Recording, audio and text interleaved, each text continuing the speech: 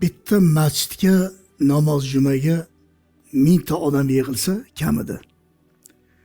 Shu 1000 ta odamning orasida ulug' shayxlarimiz bo'lsa, endi shayx deb bizani sohani yetishgan professor olimini shayxi deydi. Shayxul Islom. Mana shunaqa shayxlar bo'lsa, katta olim ulamolarimiz bo'lsa, bizga o'xshagan domlalardan bir 100 tasi bo'lsa, hammasini duosini jamlab tarozi bir pallasiga qo'ysa, tarozining ikkinchi pallasiga otani bir hovuch duosini qo'ysa, otani duosi tarozida og'ir kelar ekan. Otani duosi tarozida ulug' kelar ekan. Unga gap bo'lish mumkin emas. Xilqatda yaratilganligimizda otamizni suvdan Alloh suyagimizni yaratgan ekan.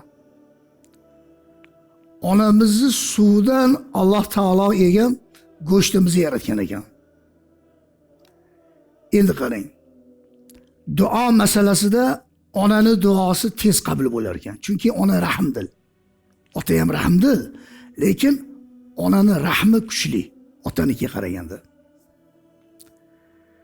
Qarg'ish masalasida otani qarg'ishi tez qabul bo'lar ekan, Alloh asrasin.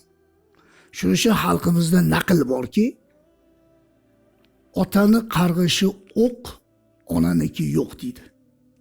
Ona bolasini qarg'ab qo'yib, birpas turib yarim soatdan keyin o'ziga kelib, "Oy, bolamni qarg'ab qo'ydimmi? Qattiq gapirib qo'ydimmi? Voy, dilim og'rib qo'ydi, qarg'ab qo'ydim, qaytarib oldim" deb turadi. Lekin ota tabiatan erkak kishi gapirgan gapini qaytarib olish xohlamaydi. Shuning uchun qarg'ish masalasida Alloh asrasin, otani qarg'ishi tez qabul bo'lar ekan. Qarg'ish olishdan Allohning o'zi asrasin.